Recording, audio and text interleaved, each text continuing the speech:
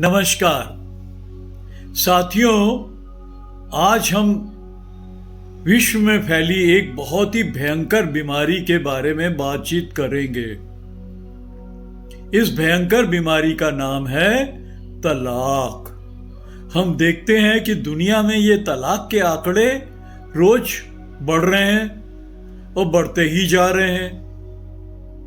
हमें सिखाया गया था कि जोड़ियां ऊपर से बनकर आती हैं। अगर ये जोड़ियां ऊपर से बनकर आती हैं तो नीचे आते आते ये डगमगाने क्यों लगती हैं? शादी हो जाती है और उसके बाद एक दूसरे की कमियां दिखलाई देती हैं। छोटी छोटी बात पर लड़ना झगड़ना और आखिर में नौबत तलाक तक आ जाती है। विश्वास करिए, इस तलाक की बीमारी से बचा जा सकता है।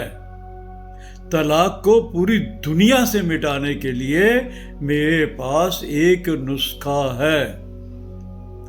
एक बार अशोक जी के नुस्खे को अपनाने का प्रयास तो कीजिए, देखिएगा इसके परिणाम सकारात्मक ही निकलेंगे।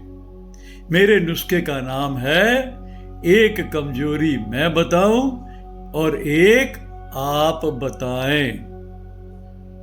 अब स्थिति यह है कि दो बच्चे हैं जो आपस में शादी करना चाहते हैं, या दो बच्चों की शादी हो गई है और उनका जीवन ठीक ठाक मधुर चल रहा है।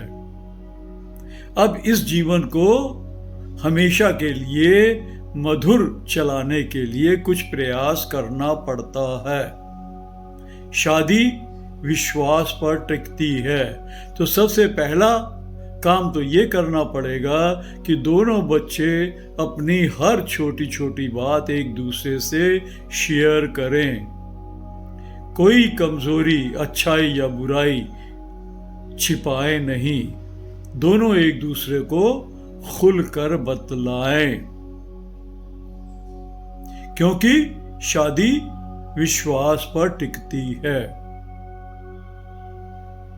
उसके बाद इस जीवन को हमेशा के लिए मधुर बनाने के लिए एक काम करिए। दोनों पक्ष आपस में ये वायदा करें कि एक कमजोरी मैं अपनी आप को बताऊंगा और एक आप मेरी कमजोरी मुझे बतलाएं, और विश्वास दिलाएं कि इस कमजोरी को दोनों व्यक्ति बहुत ही धीरज के साथ सुनेंगे, और सुनने के बाद ये वायदा करें कि हम भरपूर प्रयास करेंगे इस कमजोरी से पार पाने की।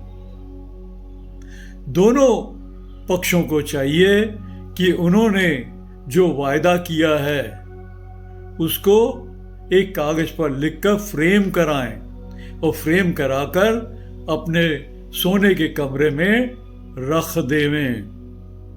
दोनों पक्ष कोशिश करें कि रोजाना जो उन्होंने ये वायदा किया है उसको पढ़ें, स्वयं पढ़ें और निरीक्षण करें कि वो अपने वायदे में कितने सफल हो रहे हैं।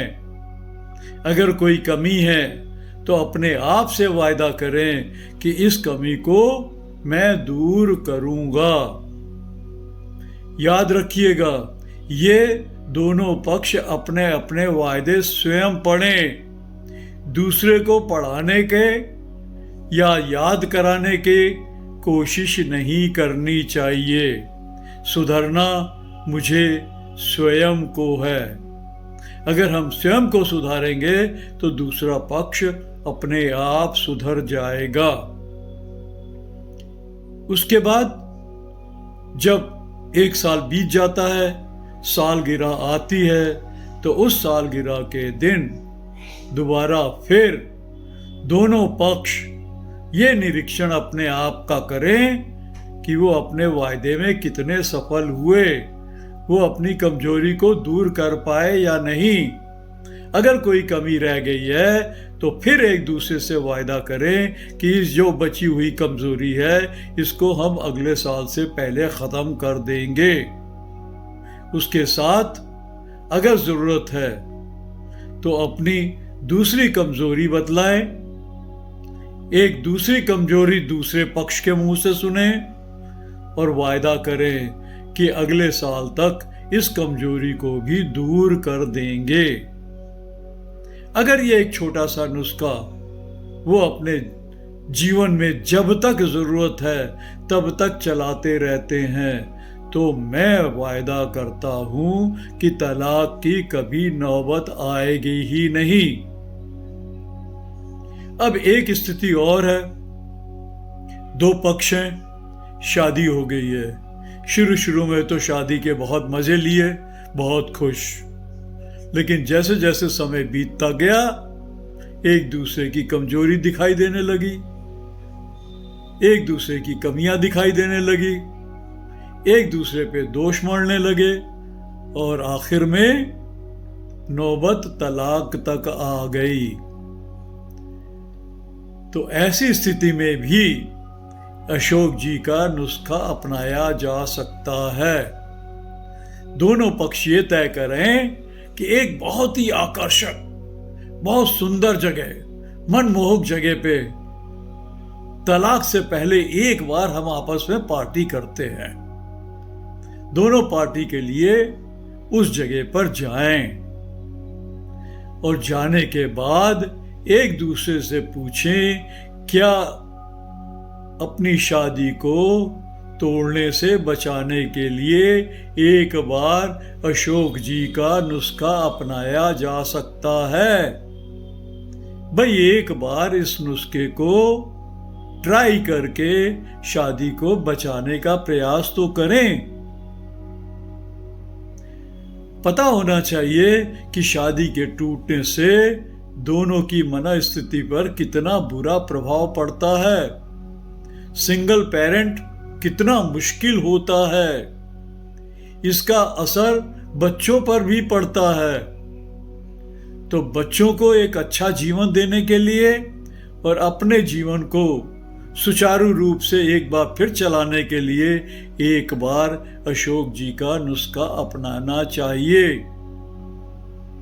वही नुस्खा कि एक कमजोरी मैं स्वयं अपनी बताऊंगा और एक मेरी कमजोरी आप बताएं, और ये क्रिया जब तक जरूरत है तब तक चलाएं।